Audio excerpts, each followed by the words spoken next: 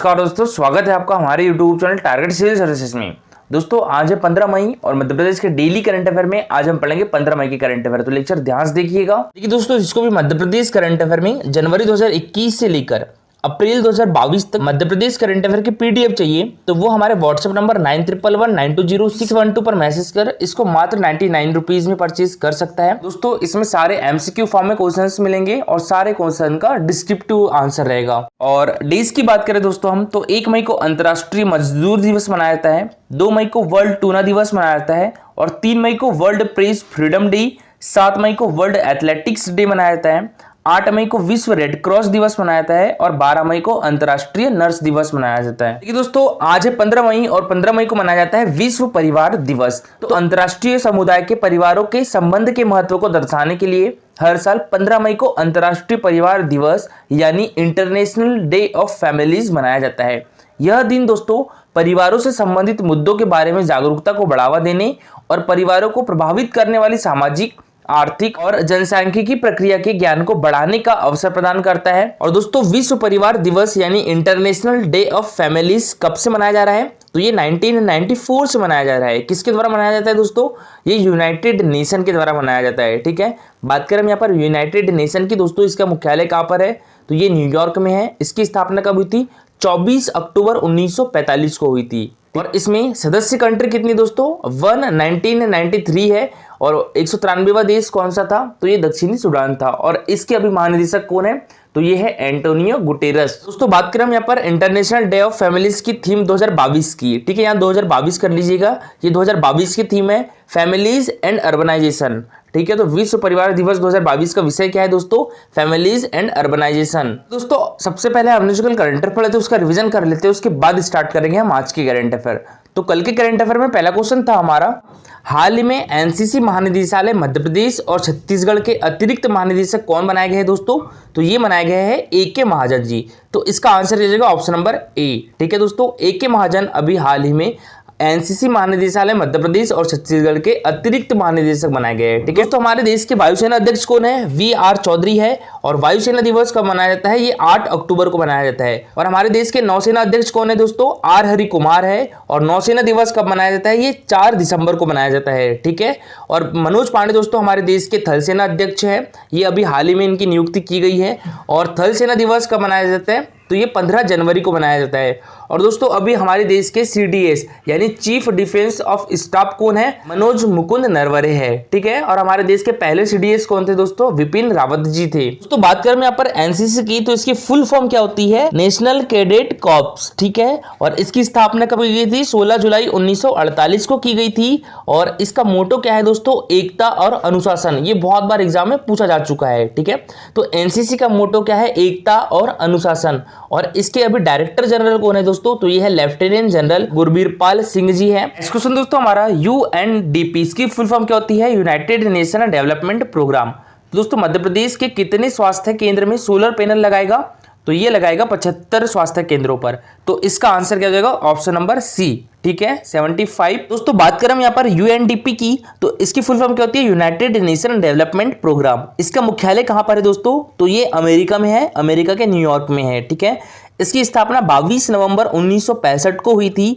और इसके अभी हेड कौन है दोस्तों? अचिम स्टेनर है। और दोस्तों ये एक यूनाइटेड नेशन की ही बॉडी है। यूनाइटेड नेशन की बात करें तो यूनाइटेड नेशन का भी मुख्यालय कहाँ पर है? न्यूयॉर्क में है। यूनाइटेड नेशन की स्थापना कब हुई थी? 1945 में हुई थी। और यूनाइटेड नेशन में सदस्य कंट्री कितनी दोस्तों? 193 है। और इसका 193वां देश कौन सा है? दक्षिणी सूडान है। यूनाइटेड नेशन के हेड कौन है दोस्तों? एंटोनियो गुटेरस है। नेक्स्ट क्वेश्चन दोस्तों हमारा, देश का तीसरा विरूपाक्ष मंदिर दोस्तों इसका जीर्णोद्धार किया जाएगा। ठीक है, तो आपको बताना है ये मध्य प्रदेश के किस जिले में स्थित है? तो दोस्तों ये हमारे मध्य प्रदेश के रतलाम डिस्ट्रिक्ट में स्थित है। तो इसका आंसर किया जाएगा ऑप्शन नंबर सी। ठीक है, रतलाम। और देखिए दोस्तों जो कर्नाटक में है विरूपाक्ष मंदिर, इसको यूनेस्को द्वारा विश्व धरोहर स्थल की भी सूची में शामिल किया गया है। ठीक है, तो जो कर्नाटक का विरूपाक्ष मंदिर है दोस्तों उसको यूनेस्को द्वारा विश्व धरोहर स्थल की सूची में शामिल किया गया है। और एक विरूपाक्ष मंदिर दोस्तों उड़ीसा में है। ठीक है, तो 3 विरूपाक्ष मंदिर है, एक तो कर्नाटका में, एक उड़ीसा में, एक हमारे मध्य प्रदेश में। क्वेश्चन दोस्तों हमारा, हाल ही में किस जिले की युवा स्टार्टअप सानिया जायसवाल ने made in Indore health alert device बनाया दोस्तों? तो ये इंदौर की ही है। तो इसका आंसर क्या जाएगा? Option number A, Indore. चलिए दोस्तों अब स्टार्ट करते हैं आज की करंट अफेयर। तो आज की करंट अफेयर में पहला क्वेश्चन है हमारा, मुख्यमंत्री शिवराज सिंह चौहान ने श्री महाकाल मंदिर परिसर विस्तार परियोजना के कार्यों की समीक्षा बैठक में परियोजना के प्रथम चरण के कार्यों को कब तक पूर्ण करने के निर्देश दिए दोस्तों? ये 20 मई तक। तो इसका आंसर हो जाएगा ऑप्शन नंबर ए, ठीक है, 20 मई। और दोस्तों श्री महाकाल मंदिर कहां पर है? तो ये हमारे मध्य प्रदेश की सांस्कृतिक राजधानी उज्जैन में है। और उज्जैन किस नदी के किनारे है दोस्तों? शिप्रा नदी के किनारे है। और देखिए दोस्तों, जो वर्तमान में महाकाल मंदिर है, इसका जो निर्माण है वो किसके द्वारा करवाया गया था? राणोजी शिंदे के द्वारा करवाया गया था, ठीक है, तो याद रखिएगा। तो दोस्तों 11 मई 2022 को मध्य प्रदेश के मुख्यमंत्री शिवराज सिंह चौहान ने श्री महाकाल महाराज मंदिर परिसर विस्तार परियोजना के कार्यों की समीक्षा बैठक में परियोजना के प्रथम चरण के कार्यों को 20 मई तक पूर्ण करने के निर्देश दिए हैं। मुख्यमंत्री श्री शिवराज सिंह चौहान ने 90% से अधिक लेकिन 100% से कम भौतिक प्रगति वाले कार्यों को एक सप्ताह में पूर्ण करने के निर्देश दिए हैं। वर्तमान में नरसिंह घाट पंपिंग स्टेशन तथा पाइपलाइन, रुद्रसागर कैचमेंट क्षेत्र में सीवर लाइन, श्री महाकालेश्वर मंदिर परिसर के लिए आकर्षक लाइटिंग और साउंड सिस्टम के कार्य पूर्ण हो चुके हैं। अन्य प्रमुख कार्यों में महाकाल महाराज मंदिर परिसर विकास योजना के प्रथम चरण में 93%, पार्किंग एवं भूमि विकास में 95%, महाकाल द्वारा तथा रामघाट प्राचीन मार्ग के संरक्षण का कार्य 95%, ऐतिहासिक मंदिरों एवं विरासत पर सौंदर्यीकरण के लिए आवश्यक लाइटिंग का कार्य 98% पूर्ण हो गया है। तो उज्जैन का महाकालेश्वर मंदिर भारत के 12 प्रसिद्ध ज्योतिर्लिंगों में से एक है। श्री महाकाल महाराज मंदिर परिसर विस्तार परियोजना के तहत परिसर का विस्तार एवं अन्य कार्य किया जा रहा है और विस्तार के बाद मंदिर क्षेत्र 8 गुना बढ़कर 23.05 हेक्टेयर हो जाएगा। नेक्स्ट क्वेश्चन दोस्तों हमारा, हाल ही में जनजातीय युवाओं के लिए संसदीय संकुल परियोजना के तहत देश के पहले ग्रामीण जनजातीय तकनीकी प्रशिक्षण का शुभारंभ कहां पर किया गया है दोस्तों? तो ये हमारे मध्य प्रदेश की राजधानी भोपाल में किया गया है। तो इसका आंसर किया जाएगा ऑप्शन नंबर बी, ठीक है, भोपाल। तो देखिए दोस्तों 13 मई 2022 को मुख्यमंत्री शिवराज सिंह चौहान ने जनजातीय युवाओं के लिए संसदीय संकुल परियोजना के तहत भोपाल में देश के पहले ग्रामीण जनजातीय तकनीकी प्रशिक्षण का शुभारंभ किया। संसदीय संकुल परियोजना में ग्रामीण जनजातीय युवाओं को तकनीकी प्रशिक्षण प्रदान किया जाएगा और यह प्रशिक्षण कार्यक्रम प्रयोग के तौर पर सर्वप्रथम हमारे मध्य प्रदेश में शुरू किया गया है। और इसके तहत युवाओं को 2 माह की अवधि के प्रशिक्षण से स्वयं का व्यवसाय प्रारंभ करने और अन्य क्षेत्रों में रोजगार के अवसर उपलब्ध होंगे। प्रथम चरण में प्रायोगिक परियोजना के रूप में भारत के 6 राज्य मध्य प्रदेश, छत्तीसगढ़, गुजरात, राजस्थान, महाराष्ट्र और ओडिशा से चयनित 17 जिलों के 17 समूह के लगभग 250 लाभार्थी शामिल हो गए और जनजातीय क्षेत्रों में रोजगार के अवसर बढ़ाने पर चर्चा करने हेतु 40 सांसदों को 2 दिवसीय सम्मेलन मुंबई में आयोजित किया गया था। यहाँ भारत के विभिन्न विशेषज्ञों एवं सरकारी संगठनों द्वारा साझा किए गए अनुभवों के आधार पर संसदीय अनुसूचित जनजाति क्लस्टर विकास परियोजना विचार प्रस्तुत किया गया है। और इस योजना के कार्यान्वयन हेतु लोकसभा और राज्यसभा के 40 जनजाति सांसदों द्वारा भारत के 15 राज्यों से 49 समूहों का चयन किया गया है। नेक्स्ट क्वेश्चन दोस्तों हमारा, हाल ही में क्रिस्प भोपाल ने ग्रामीण जनजातीय युवाओं को तकनीकी प्रशिक्षण देने के लिए किसके साथ एक MOU पर हस्ताक्षर किया है दोस्तों? तो ये NSDC। तो इसका आंसर किया जाएगा ऑप्शन नंबर ए, ठीक है, NSDC।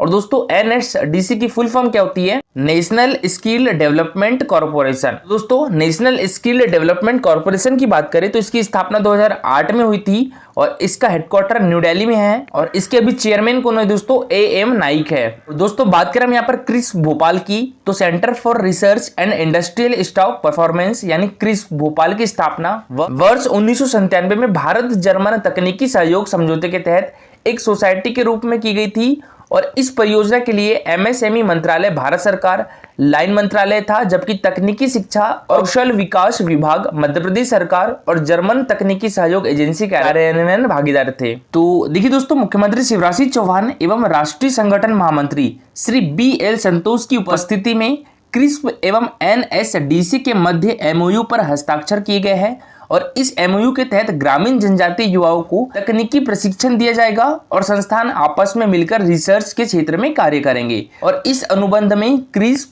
युवा विकास सोसाइटी एवं NSDC के सहयोग से संसदीय संकुल परियोजना में ग्रामीण जनजातीय तकनीकी प्रशिक्षण का क्रियान्वयन किया जाएगा। अनुबंध पत्र पर भारत सरकार के NSDC के मुख्य कार्यकारी अधिकारी श्री वेदमणि तिवारी और उसके MD डॉक्टर श्रीकांत पाटिल ने हस्ताक्षर किए हैं। क्रिस्प संस्थान के जर्मन प्रतिनिधि श्री माइकल थॉमस वाल्फ उपस्थित थे और क्रिस्प एवं nation first policy research centre new Delhi के साथ भी एमओयू हुआ है।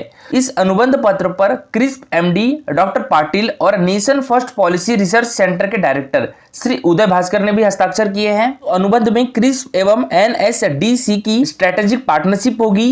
क्रिस्प एनएसडीसी के सहयोग से मध्य प्रदेश में कौशल उन्नयन के लिए इंडस्ट्री की मांग के अनुसार भविष्य कौशल के अनुसार e vehicle, 5G, drone technology, power engineering, artificial intelligence, IoT इत्यादि कौशल विधाओं में भी कार्य करेगा और अनुबंध के तहत क्रिस्प और एनएसडीसी की अन्य योजनाओं जैसे TITP संकल्प, RPL लघु अवधि प्रशिक्षण कार्यक्रम, NAPS ग्रामीण उद्यमी, CSR आदि का क्रियान्वयन मध्य प्रदेश में करेगा और इससे आत्मनिर्भर मध्य प्रदेश के सतत उद्देश्यों की पूर्ति भी होगी। दोस्तों, एनएसडीसी के सहयोग के साथ ग्रामीण उद्यमी परियोजना का क्रियान्वयन हमारे मध्य प्रदेश में किया जाएगा, जिसमें 22,811 पंचायतों में से हितग्राहियों का चयन कर प्रशिक्षण दिया जाएगा और इन्हें स्वरोजगार से जोड़ा जाएगा। इससे ग्रामीण युवाओं को उनके क्षेत्र में ही रोजगार मिल जाने से पलायन की प्रवृत्ति रुकेगी। नेक्स्ट क्वेश्चन दोस्तों हमारा, हाल ही में मुख्यमंत्री शिवराज सिंह चौहान ने काव्य संग्रह तुम प्रेम हो का विमोचन किया है।